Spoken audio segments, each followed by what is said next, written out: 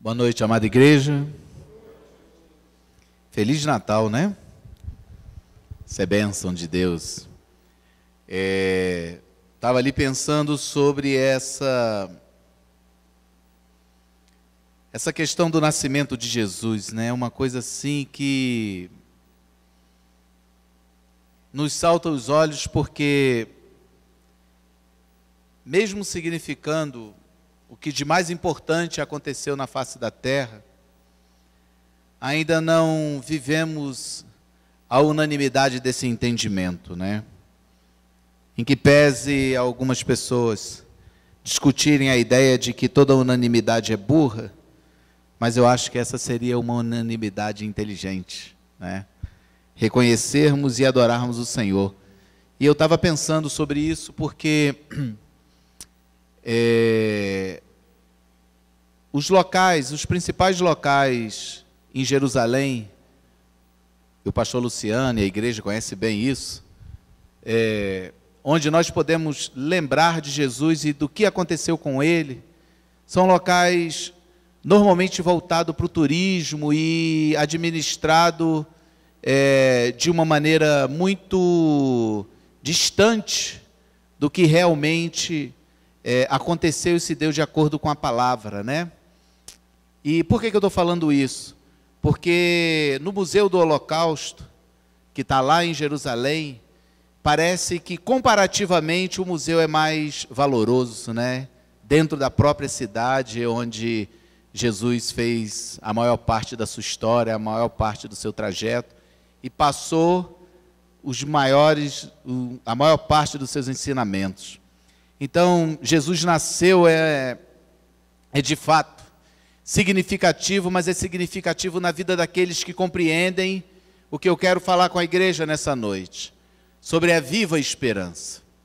Nós nos recordamos que no Antigo Testamento nós tínhamos uma esperança que se dava através do sacrifício dos animais, só que aquele animal morria, e aquele animal não ressuscitava mais, e Jesus veio para morrer. É muito interessante isso. Nasceu para quê? Nasceu para morrer. E, meus amados, o Evangelho de João fala isso com muita propriedade. Fala sobre essa importância do nascimento de Jesus como sendo uma ação da Trindade, um ato livre da vontade coletiva da Trindade, trazendo Jesus para a face da terra para morrer em nosso lugar.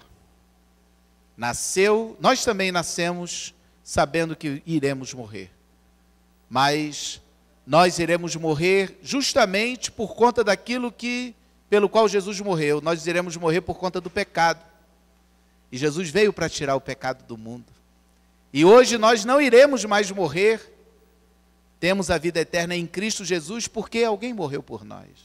Olha que coisa interessante, né? Nasceu para morrer para que fosse nos concedido vida. E esse Jesus, diferentemente daqueles animais sacrificados, ressuscitou. Nasce, ressuscita e nos concede vida, ou seja, cumpre a sua obra. Então eu quero convidá-los para que abram suas Bíblias no Evangelho de João. O capítulo 1, nós vamos ler do verso 10 ao verso de número 13. O Evangelho de João,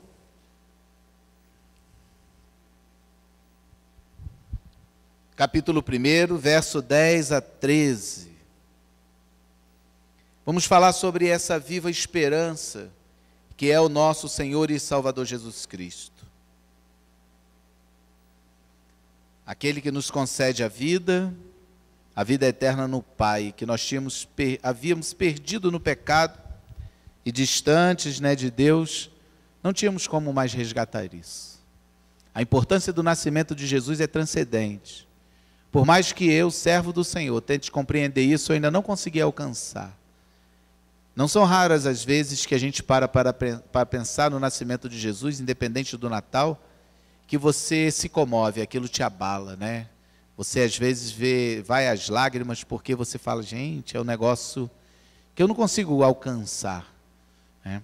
E olha o que João fala aqui do 10 ao 13. Aquele que é a palavra estava no mundo, e o mundo foi feito por intermédio dele, mas o mundo não o reconheceu.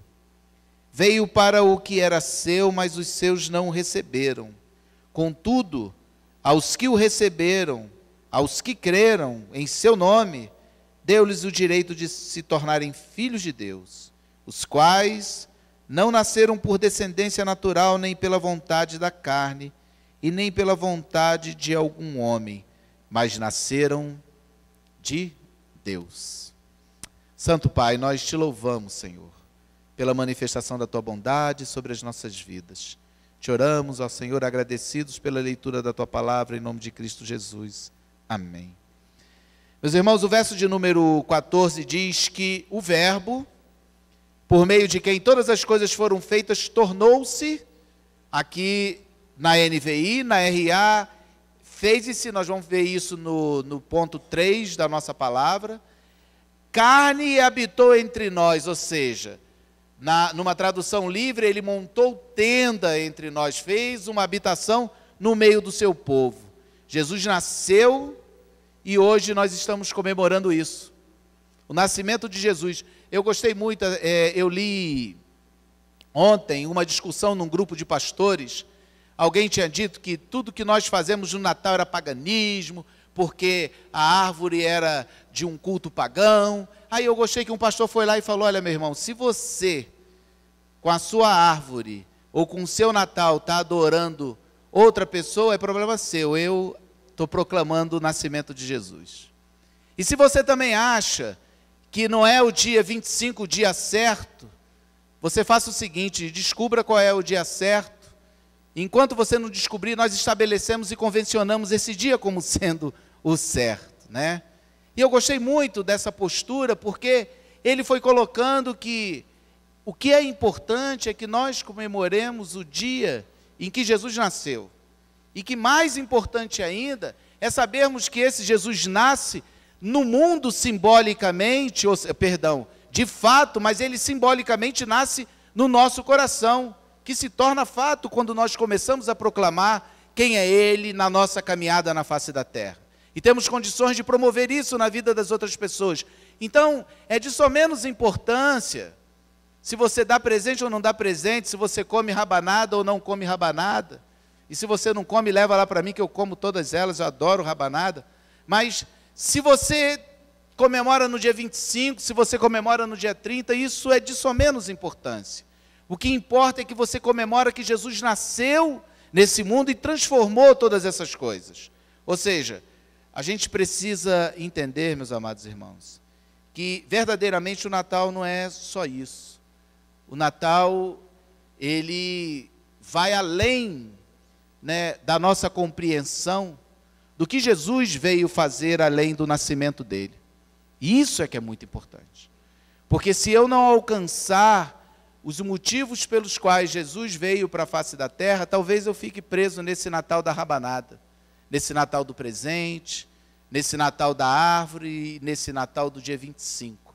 Eu preciso compreender o que veio Jesus fazer aqui na face da terra. E eu, quando estava pensando nisso, eu lembrei de algumas coisas que a gente comenta, conversando com os casais.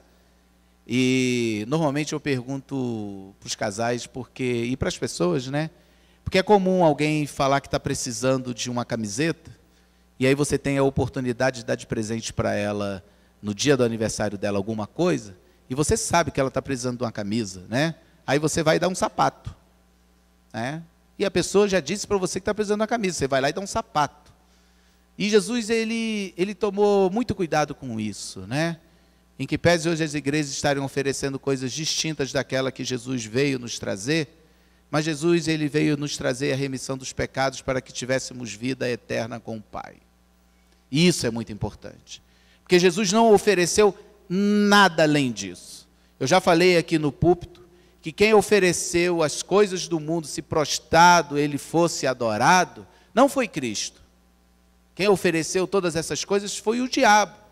E muitas das vezes nós temos nos rendido e adorado ao diabo com as coisas que o mundo nos oferece. E a Bíblia nos fala: cuidado, porque o mundo é caído, está em pecado. E todas as coisas boas vêm de onde? Vêm do alto.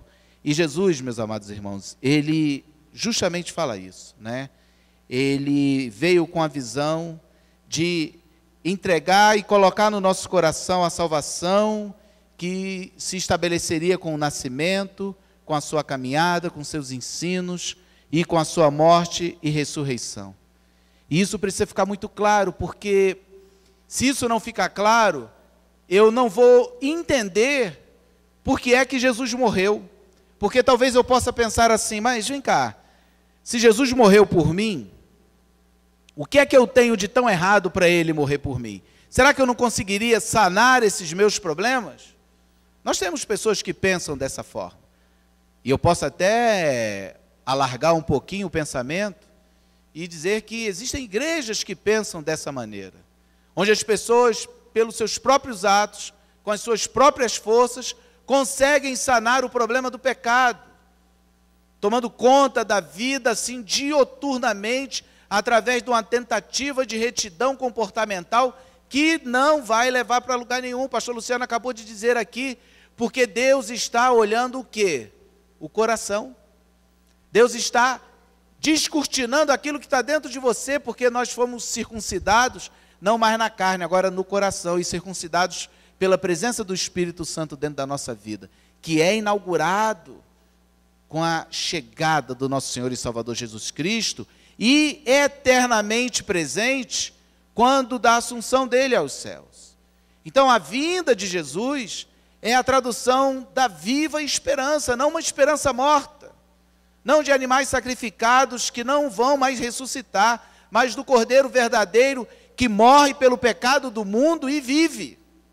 Olha que coisa interessante. Ele nasce, morre e vive por quê? Para que nós, meus amados irmãos, compreendêssemos a necessidade da encarnação desse verbo, a necessidade da palavra, do Logos de Deus encarnado, para que todas as profecias se cumprissem e nós tivéssemos a certeza de que ele veio resgatar nós, caídos que somos. Agora eu preciso estar consciente disso, eu preciso estar consciente do meu estado de depravação total, eu preciso estar consciente do meu estado de queda, eu preciso estar consciente de que eu não consigo agir contrário à minha natureza sem a presença desse Deus na minha vida. Eu preciso estar consciente de que eu não posso orar de mim para mim. Eu preciso estar consciente de que todas as coisas que eu faço nesse planeta eu preciso fazer motivadas por Cristo. E isso Jesus Cristo inaugura quando ele se apresenta neste mundo. A manjedoura, né, que hoje não tem mais a presença de Jesus Cristo, ela se transforma no nosso coração, né? Hoje a manjedoura é aqui, ó, dentro da gente, né? Na certeza de que tudo aquilo que ele tem feito vai redundar na mudança do nosso estado de queda, do nosso estado de pecado.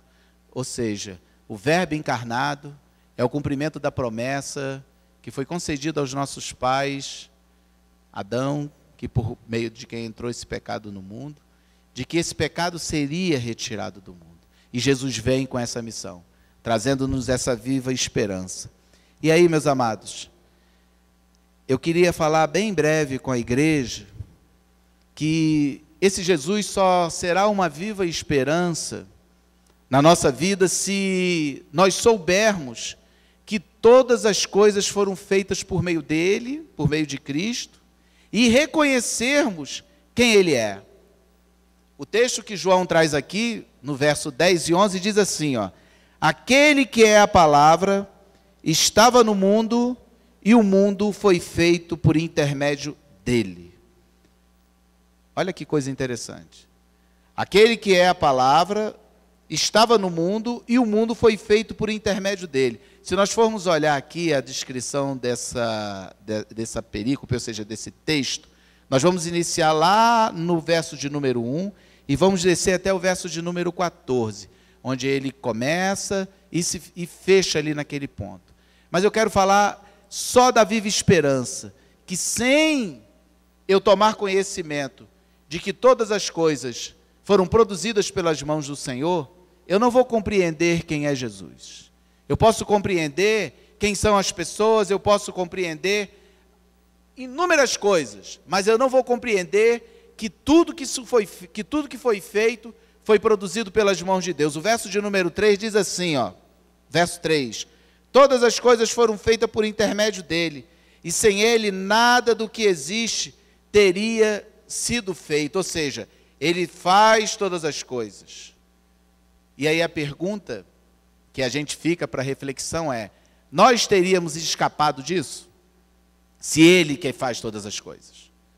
Ou nós temos, mesmo conscientes do nosso pecado, alguma dúvida de que foi o próprio Jesus Cristo que com suas mãos nos trouxe à existência? Teríamos condições de escapar da manifestação desse poder, da feitura de quem nós somos das mãos do Senhor? Ou nós podemos pensar que existimos, mas não somos obra desse Deus? Ou seja, que não participamos do projeto do reino. Não existe a menor possibilidade. Se nós estamos aqui na face da terra, e não importa, meus amados irmãos, se somos salvos ou não, todos nós somos existência produzidas pela mão do Senhor. Não existe nada que fuja à construção, que fuja o projeto do reino de Deus. Então, reconhecer a Cristo é, na realidade, um grande mistério, pois conhecê-lo vamos dizer assim, é uma luta constante daquele que é servo.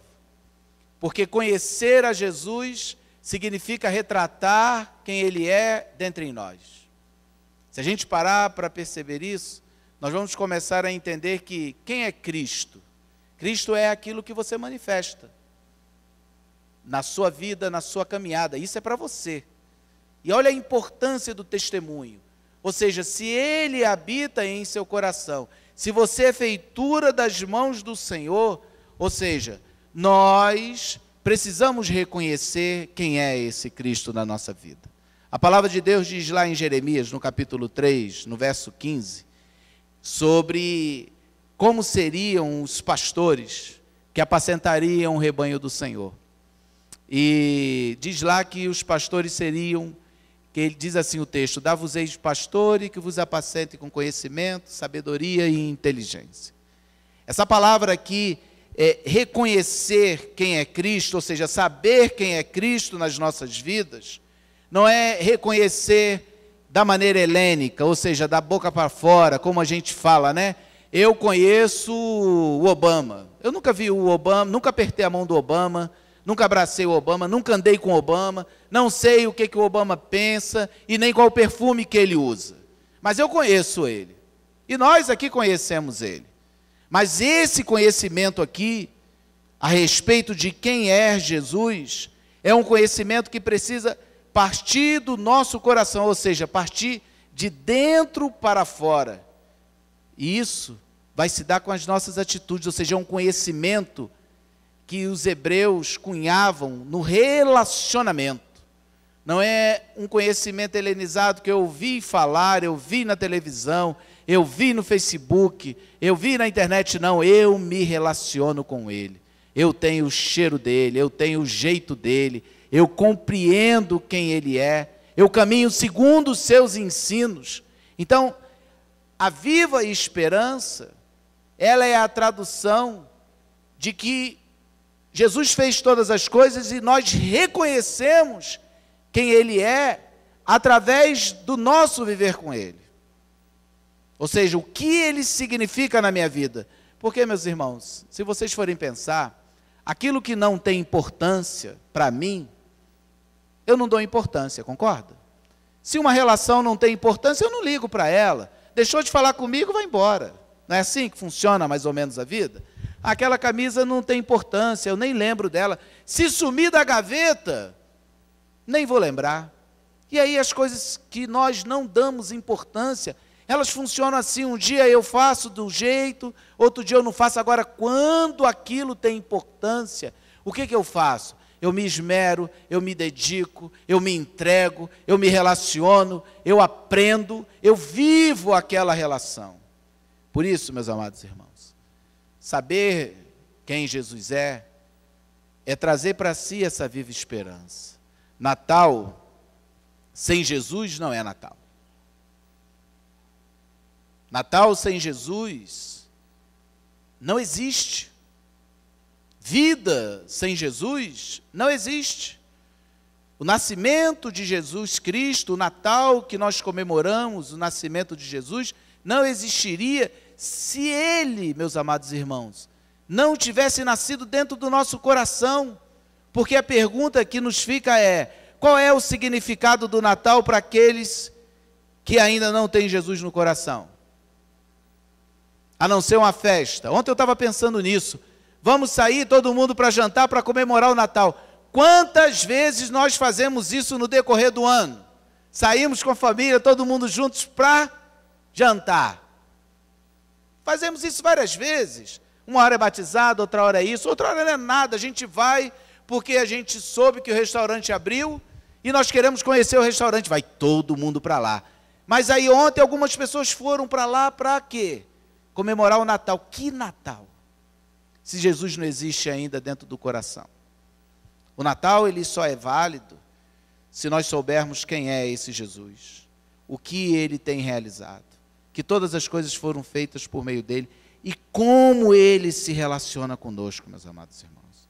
E nós temos que tomar muito cuidado porque o texto diz que o mundo não o reconheceu.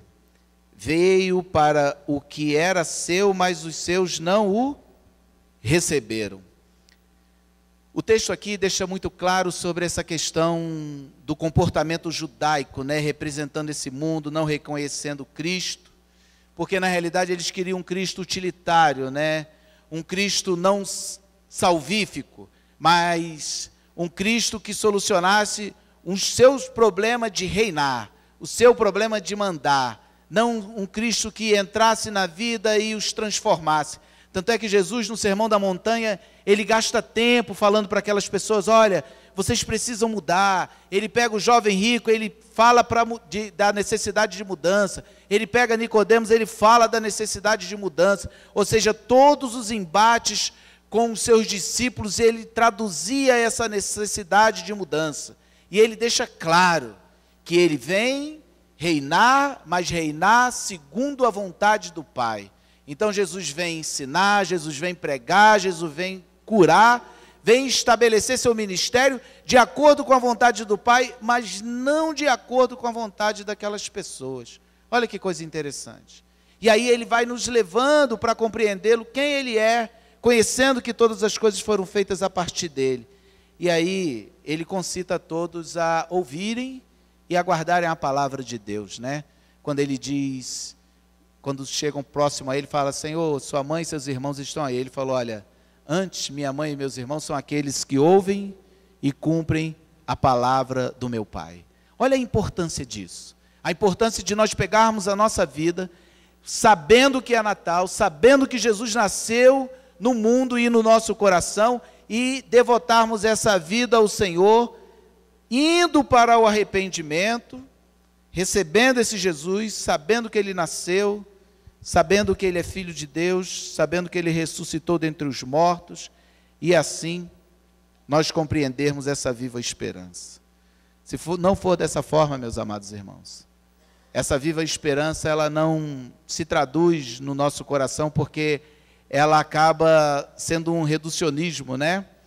Ela vai lá para o Antigo Testamento e se traduz na força do sacrifício e tão somente na expiação, onde todos os dias, ou por várias vezes, eu tenho que ficar fazendo trocas ou procurando o remédio.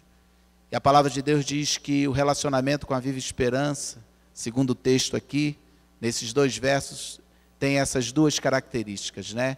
Primeiro, saber que todas as coisas foram feitas por meio de Jesus. E segundo, saber como é que está o meu relacionamento com esse Jesus. Eu sinto esse Jesus comigo, né? Esse Natal. Ontem Jesus, né, nasceu ontem. E como é que ele está dentro do meu coração, né? Como é que eu caminho com ele? Como é que as coisas estão se dando nessa relação? O outro ponto que o texto nos traz sobre essa viva esperança é sobre a necessidade de recebermos, ou seja, de receber a Cristo como Filho de Deus. Olha o que diz o verso de número 12.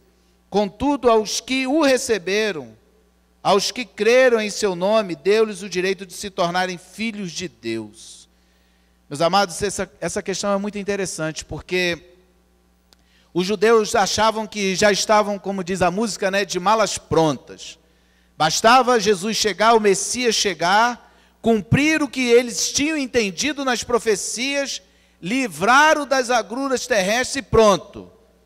Vamos embora, vida com Deus e reinando. Essa questão do reinado judaico, ela é muito séria. Eu não sei se vocês já estudaram, tiveram essa oportunidade. Os judeus messiânicos, ou seja, são os judeus que estão se convertendo ao cristianismo, eles creem no pré-milenismo, ou seja, eles creem que Jesus vai vir, né? Eles, olha que coisa interessante, eles vão reinar 1000 anos sobre quem? Sobre nós, gentios, né? Porque eles ainda creem no reinado, mesmo aqueles que estão se convertendo. Olha que coisa louca, né? Porque há essa necessidade. Aí depois eles, que reinaram com Cristo 1000 anos, tão somente eles ainda creem nesse Israel, né? Nesse Israel físico, né? Pontual. E essa questão, ela está muito clara dentro das Escrituras, que Jesus Cristo veio para ser recebido, ser crido dentro do nosso coração, por aqueles que o iriam entender a partir dele.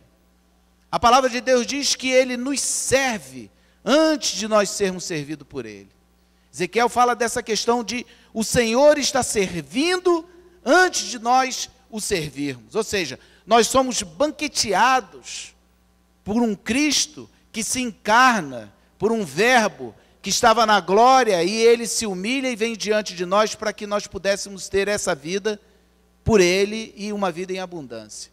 Isso é muito interessante, meus amados, porque o Senhor não estava preocupado com a questão das agruras do povo de Israel diante dos seus relacionamentos aqui na face da terra.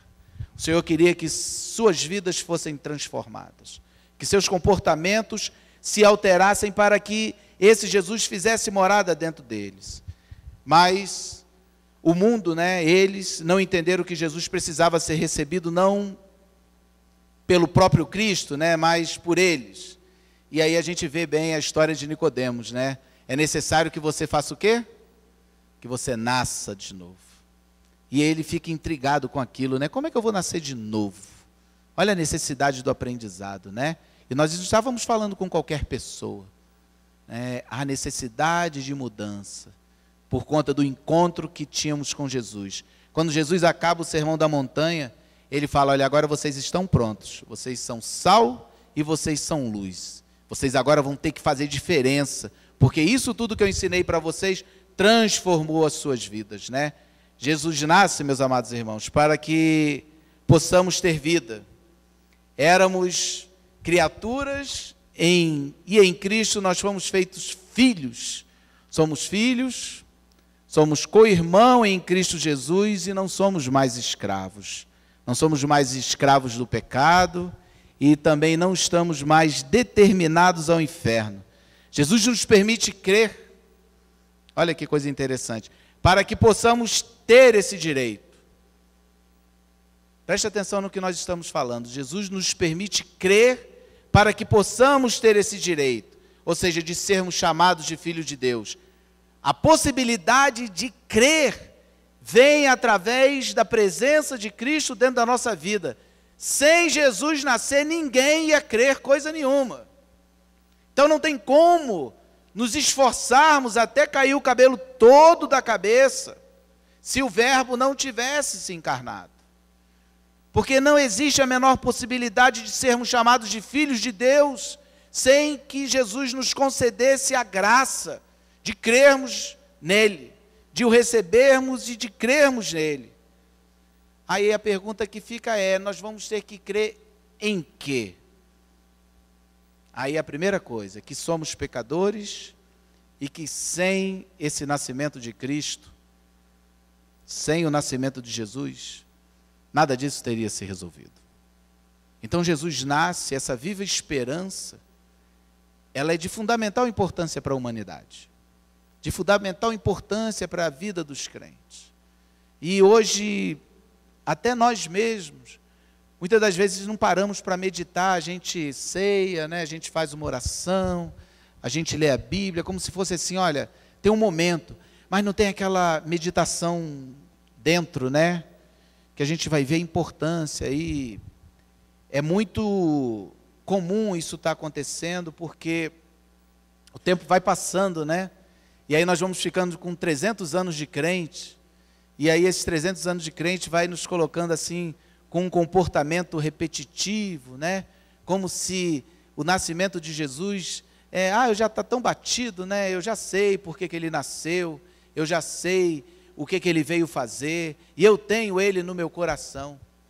Gente, essa verdade revelada, ela é progressiva.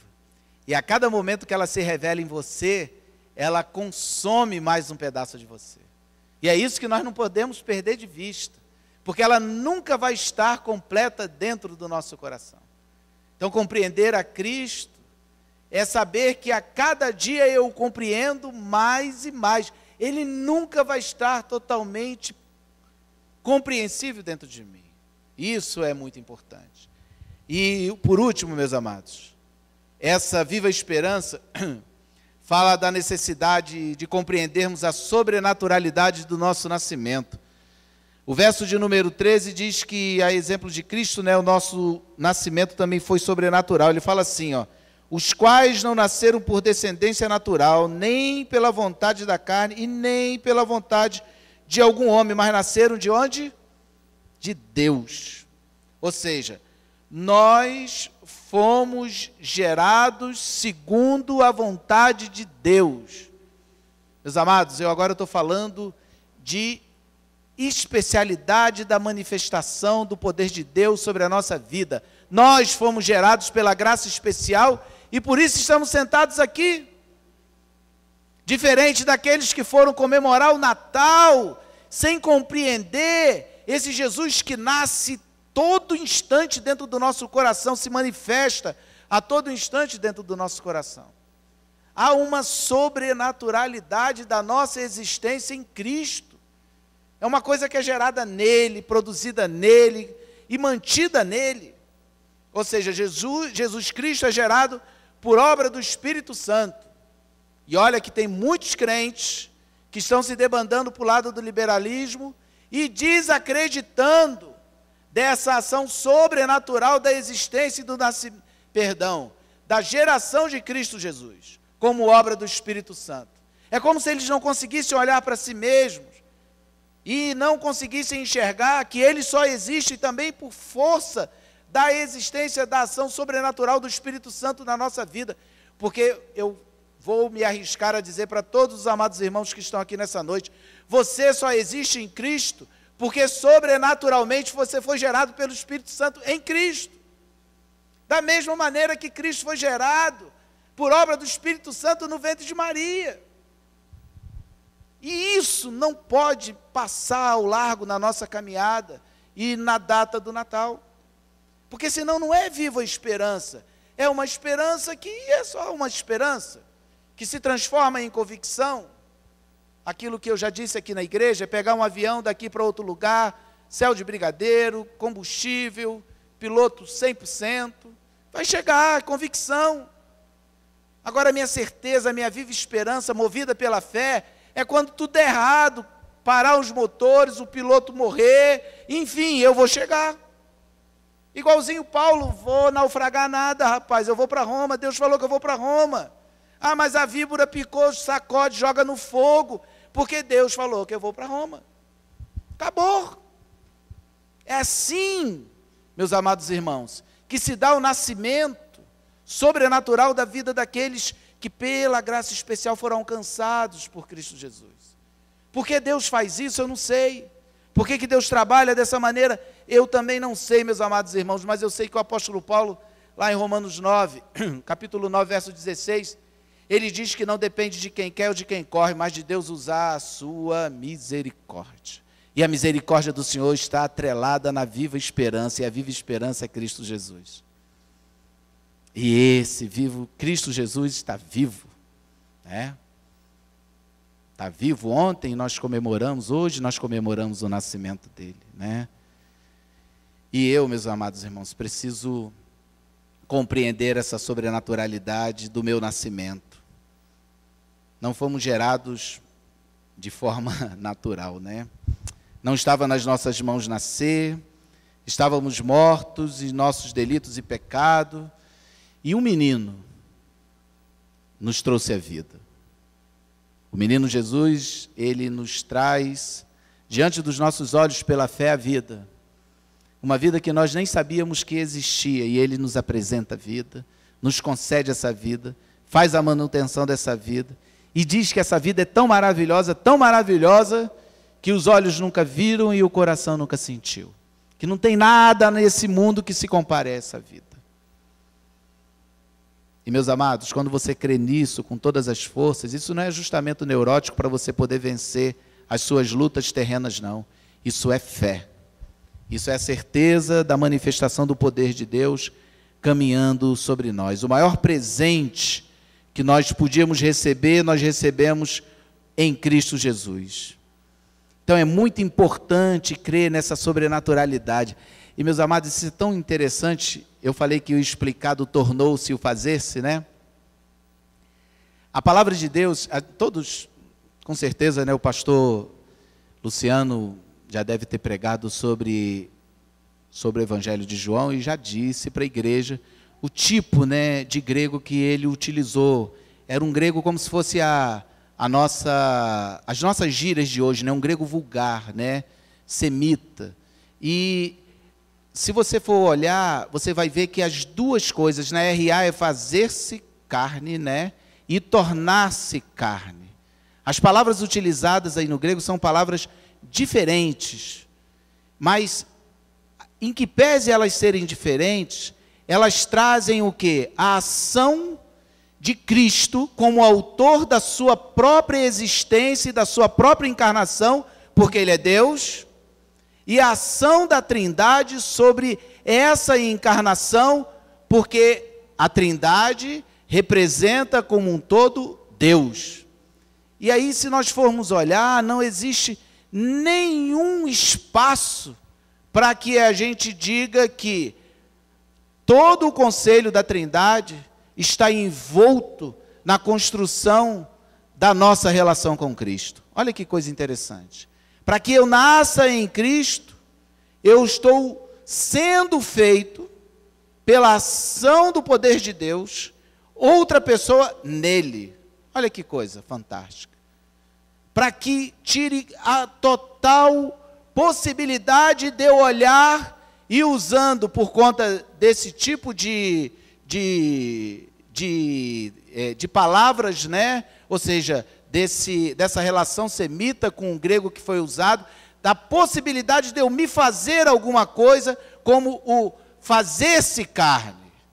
Por isso que a NVI, nesse aspecto, ela trouxe assim uma pancada na cabeça das pessoas sobre eu posso dizer sim ou não para a minha salvação. Não pode, porque quem o torna servo do Senhor é o próprio Senhor.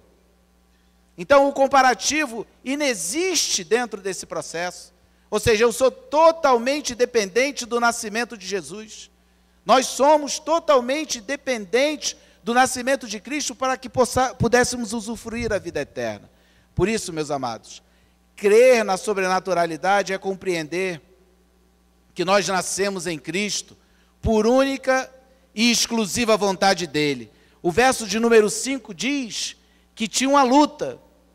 O verso 5 do texto que nós lemos diz assim: a luz brilha nas trevas, e as trevas não a derrotaram. Porque a luz que brilha nas trevas é o próprio Jesus Cristo, que é o Verbo encarnado, que habita entre nós e destrói tudo aquilo que nós não conseguimos enxergar, tira dos nossos olhos. O apóstolo Paulo diz que o príncipe deste século cegou a vista dos incrédulos para que não lhes manifestasse a maravilha do Evangelho de Cristo Jesus. Jesus Cristo veio e arranca essas vendas e nos permite o quê? Enxergar quem? Ele. E quando eu enxergo a Cristo, eu compreendo a sua importância, eu compreendo a importância do Natal, eu compreendo a importância dele ter vindo, porque eu estou conseguindo enxergar o que significa a vida com o Pai, a vida eterna com Deus, o caminhar com Jesus Cristo e a importância disso na minha caminhada. Por isso, meus amados, para encerrar, somente Jesus ter nascido, Jesus somente terá nascido em você quando você enxergar com uma viva esperança, ou seja, quando nós compreendermos que a promessa foi materializada em Cristo Jesus. Todos os ditos proféticos se materializaram em Cristo. Quando nós conseguirmos entender que Ele é o Criador de todas as coisas, conseguirmos compreender que sem Ele nada do que foi feito poderia existir, que a viva esperança, meus amados irmãos, está centrada no nascimento de Jesus, onde Ele inaugura a verdadeira vida, uma vida que nós não conhecíamos e que muitos e muitos ainda não conhecem. Nós precisamos, meus amados irmãos, compreender que, enquanto eu não entender a importância do Natal, do nascimento de Jesus, eu não vou conseguir me esvaziar. E aí nós já sabemos, que dois corpos não conseguem ocupar o mesmo lugar no espaço ao mesmo tempo. Eu preciso me esvaziar para que Jesus me encha. Não é assim? Eu preciso ir me esvaziando e Jesus vai tomando conta desses espaços. E para que eu faça isso, eu tenho que verdadeiramente conhecê-lo, compreendê-lo e me submeter à sua existência e à manifestação do teu poder com a criação de todas as coisas.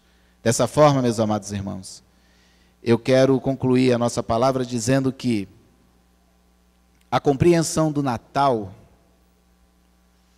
ela vai muito além das discussões sobre a maneira como nós o comemoramos. O entendimento do Natal, a compreensão do Natal, ela está aqui dentro da gente. As festas são maravilhosas, tudo isso é maravilhoso, adoro isso. Mas eu preciso compreender esse Natal dentro em mim, dentro do meu coração. Porque se eu não o compreender, é só mais uma festa. Só mais uma festa. E aí amanhã eu vou querer outra festa. Mas quando Jesus habita dentro de nós, a gente fica satisfeito. O nosso alimento é um alimento que, diz o quê?